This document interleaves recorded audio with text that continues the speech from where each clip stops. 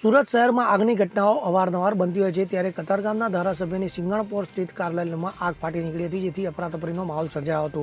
તો આ ઘટનાને લઈને લોકોના ટોળે એકઠા થઈ ગયા હતા. તો આગની જાણ થતાં જ ફાયર બ્રિગેડનો કાફલો ઘટના સ્થળે દોડી આવ્યો હતો, જે બાદ પાણીનો મારો ચલાવી આગ પર કાબુ મેળવી લેવાયો હતો.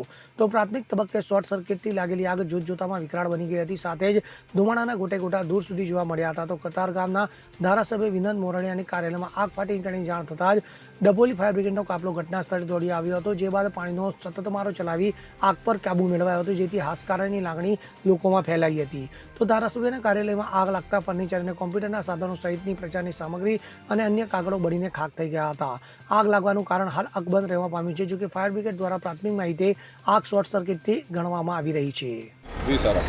મારું નામ રમેશ સિલ્વર છે. કતારગામ ફાયર સ્ટેશન ખાતે સબ ઓફિસર તરીકે ફરજ બજાવું છું. કઈ જગ્યાએ આપનું કરો છો, કઈ પ્રકારે વિગતો મળી હતી, શું ઘટના બની? અમારા ફાયર કંટ્રોલમાંથી મેસેજ મળ્યો કે સિંગરપુર હેલ્થ સેન્ટરની સામે બીજા મારા આગ લાગી છે એવું જણાવેલું હતું. પછી અહીંયા આવીને જાણવા મળ્યું છે કે જનસંપર્ક ધારાસભ્યની ઓફિસમાં જ આગ હતી. કઈ પ્રકારે આગે વિકરાળ સ્વરૂપ ધારણ કર્યું અને કઈ રીતે આગ લાગી હતી? આગનો ઘટના સ્થળે આવીને તપાસ કરતા એવું જાણવા મળે છે કે સવારના ઓફિસ ખોલીને એસી ચાલુ કરતા એસીમાં બ્લાસ્ટ થયો હતો. કઈ રીતે આગ પર કાબુ મેળવ્યો? કેટલી ગાડીઓ ઘટના સ્થળે આવી હતી? આગમાં આપણે પાણી મારીને કાબૂમાં કરી હતી અને 3 ફાયર સ્ટેશનની ગાડીઓ આવી હતી. ઓફિસમાં ફાયર ફૂલ હતી?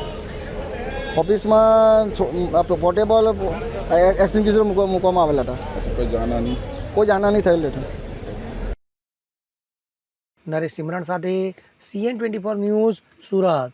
હવે જુઓ દેશ દુનિયાની તમામ ખબરો તમારી આંગળીના ટેરવે. ઉઠાવો મોબાઈલ અને Google Play Store પરથી ડાઉનલોડ કરો અમારી CN24 ન્યૂઝ મોબાઈલ એપ.